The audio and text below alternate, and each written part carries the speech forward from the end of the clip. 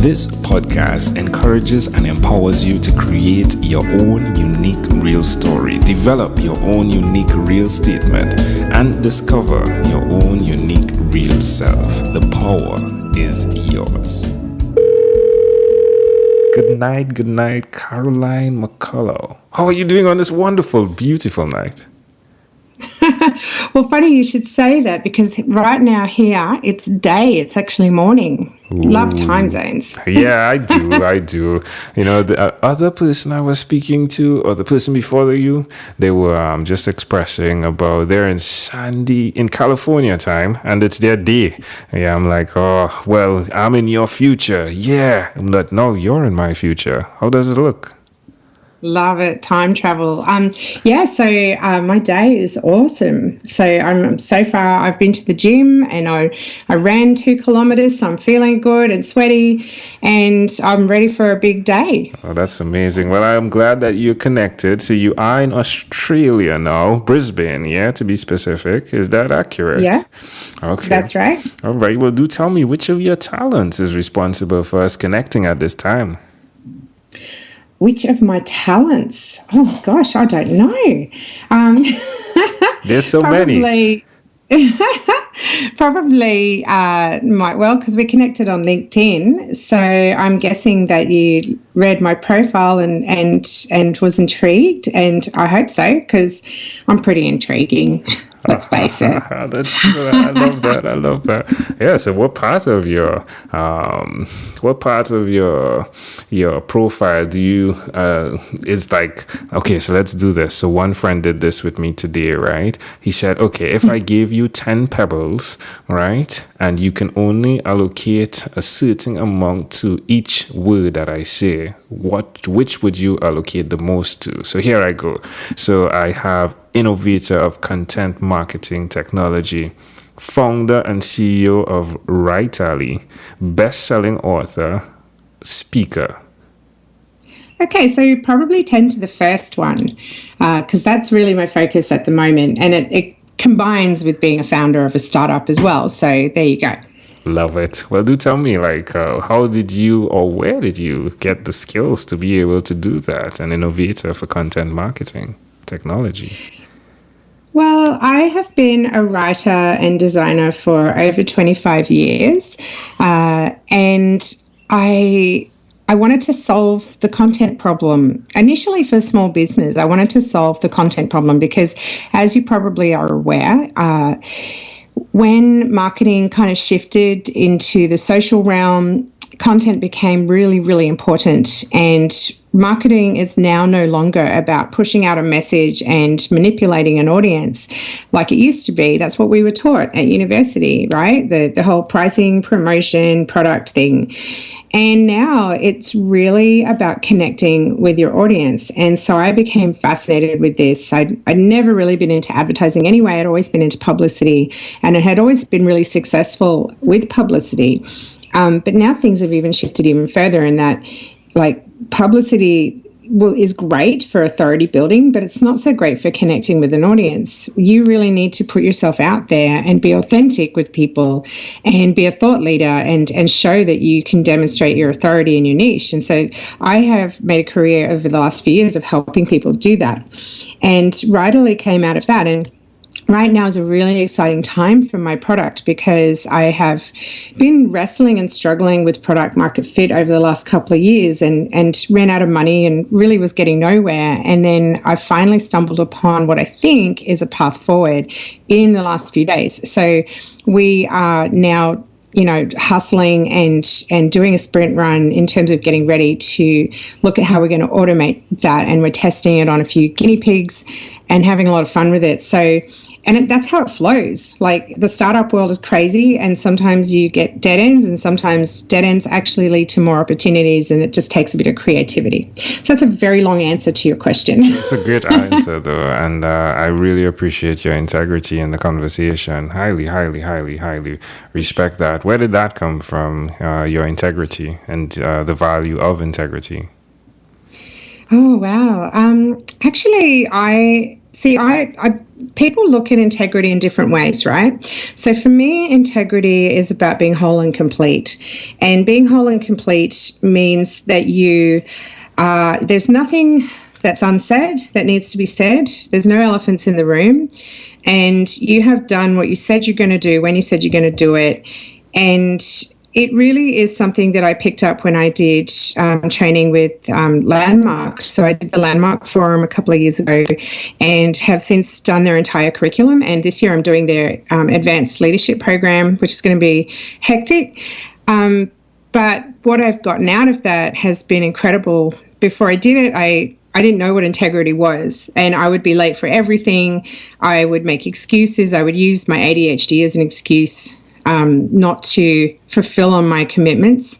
And I would undermine myself at every moment. And when I got that my lack of integrity was actually interfering with my happiness and the happiness of everybody in my life, I saw the impact of that. And to me, that's what it's about. You get the impact, you take responsibility for your lack of integrity, and then you do something to address it. So for me, that looked like particularly with my oldest son, who's very, very punctual, and what he got from me was that when I was late for everything, I was unreliable. And I would be late for everything, and I'd use my ADHD as an excuse. And when I got the impact on him, I made a real effort. So I would set my alarm 15 minutes before I'd have to do something. Like even today with our interview, right, I set my Google Home thing for 10 minutes past 10 to make sure that I had everything set up on time. And and it's really important to me now, just seeing the value of that to my kids and how much that's transformed those relationships with them. Like they now see me as someone who's reliable. In fact, my youngest, this is kind of funny. I took my youngest to acting camp, dropped him off at the bus. And when I went to pick him up, he was so sad to leave. He was like, "Oh, I forgot you're always on time now, Mum." That's amazing. Now, where can people connect with you? I mean, let's say someone listens to this and they're willing to be your guinea pig, yeah? And what you've uncovered here after 25 years of planting, right? Where's the best place for someone to connect with you? LinkedIn is a really great place to connect with me. I'm on LinkedIn probably more often than I'm on other platforms.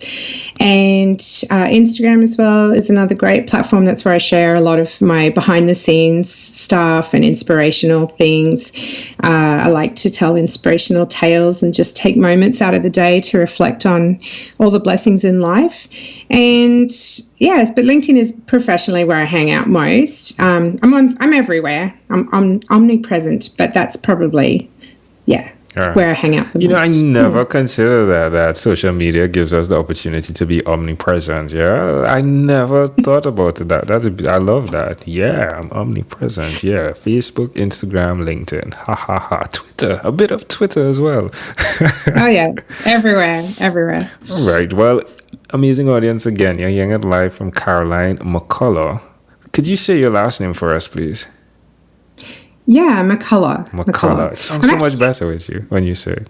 Sure, go ahead. I'm actually changing my last name soon. I actually just transitioning people to call me, because my nickname has been Kaz ever since I can remember, and I've just chosen a new last name for myself because McCullough was my married name, and I haven't been married now for at least 3 or 4 years.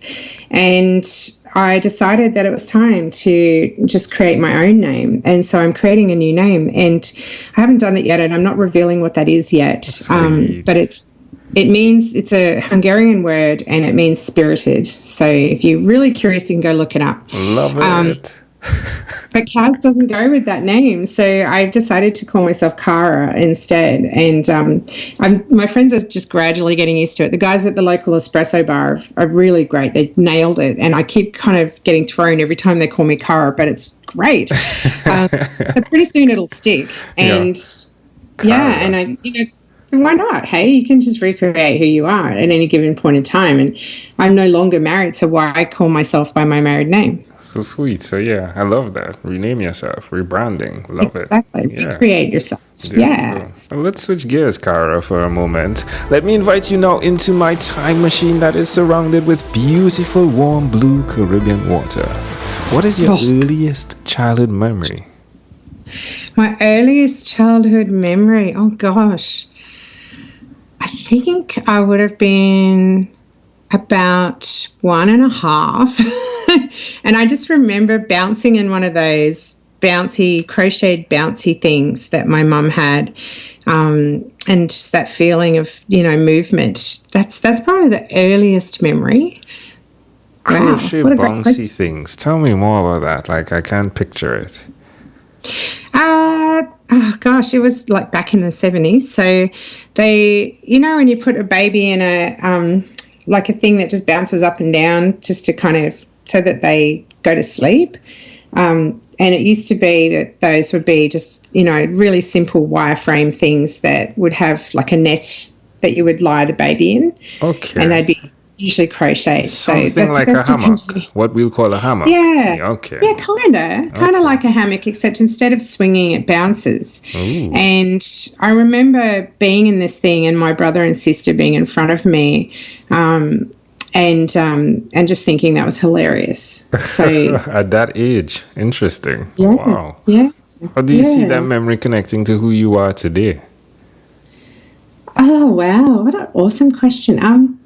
Yeah, I think it does, because I am an Energizer bunny and I have so many ideas, and I am kind of bouncy and buoyant as a person, and I think too, just the fun. I mean, it's funny, you go through stages in life where you look at your childhood and you think, oh, that sucked.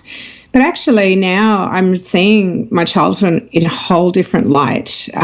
Sadly, my sister passed away at the end of last year, and it really got me present to the fact that my childhood was actually pretty idyllic, and I have a wonderful family. So, yeah, and I think just, that memory of being present with my older brother and sister at that time, even though, obviously I was very, very young, all the happy memories we had as kids and how amazingly individual we all are, it's really, I can really say that was a huge blessing. Can I offer an interpretation to the thought picture you created in my mind with that memory? Sure. I love the fact that we spoke about you said ADHD probably like 3 times, right, in this conversation. Yeah. But I love the fact that the bouncing looks like that, where, you're bouncing. So, yeah, ADHD definitely, not keeping in one place.